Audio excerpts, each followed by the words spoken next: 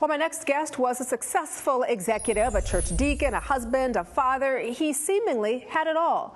But he says he was also something else, a broken man. He says he had compulsions that caused him to live a double life and actually not nearly, it did tear his entire family apart. Thom Hunter has written this book. It's called Surviving Sexual Brokenness, What Grace Can Do. Thom joins us this morning as part of our book author series. Good morning to you, Thom. Good morning, Danielle. You know, before we get into our talk, I do want to tell our audience at home that this is a fairly sensitive subject, and so if you have little kids in the room who are watching right now, you might want to hustle them out as this segment airs. Thom, what was your compulsion?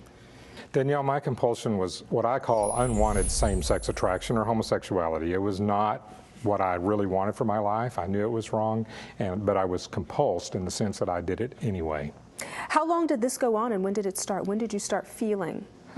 You know, as a child, I don't remember actually feeling the attraction, but I do know that I had relationship problems growing up. I think it came from my father having abandoned us when we were little, and then also having been sexually abused.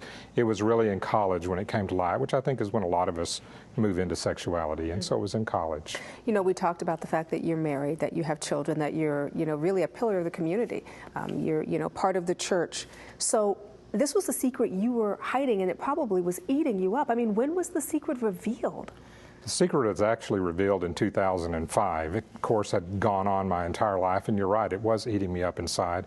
I worked so hard to build a double life because I wanted to be that, the good father, the good husband, community leader, and a church person. But you have this other life, and your energy goes into protecting this life by hiding this one. And then it became revealed when my children discovered it, of all people. Your children? My children. In fact, my youngest daughter, who took it to my oldest son, and the two of them together felt like they didn't know whether or not my wife knew or not, but they took action and they took it to the church. Here's the thing is that, homosexuality, you said it was not right for you, and certainly for some people, they live an openly homosexual lifestyle, and so we want to make that clear as well. But at the same time, couldn't it be pornography? Couldn't it be adultery? How do marriages and relationships, Thom, survive sexual issues?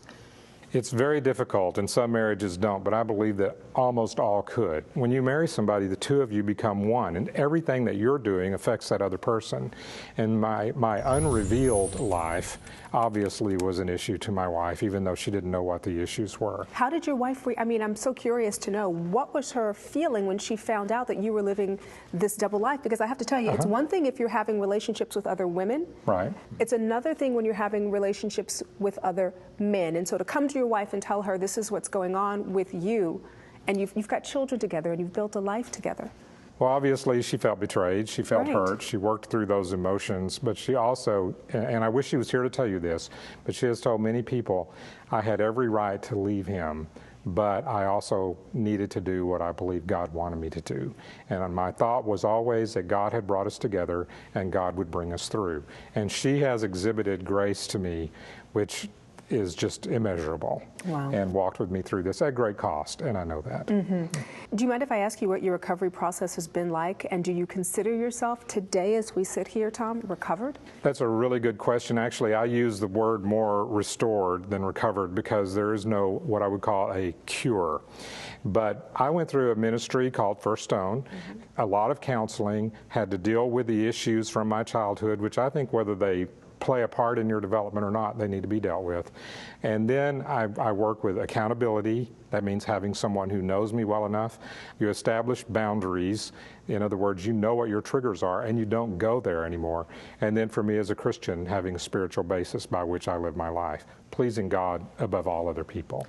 And so having gone through this, what do you hope people take away from your story and take away from surviving sexual brokenness, which probably was helpful in the healing process as well, writing this book? It was. There's a lot of me in that book, and really what I wanted to do was encourage people, give them hope, help them understand grace, understand that God is so merciful and that people can be also.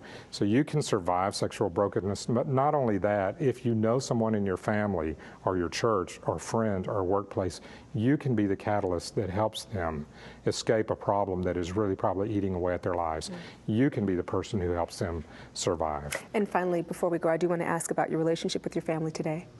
My relationship with my family is getting healthier. My children are all grown. I have grandchildren I have yet to meet because of separations. But interestingly, the youngest daughter, the oldest son, are the ones who have come back first. And they're the ones so who we are getting our family back. Well, I'm so glad to hear that, Thom. And thank you so much for being with us on the show and sharing your story this morning. Thank you for giving me the opportunity. Absolutely.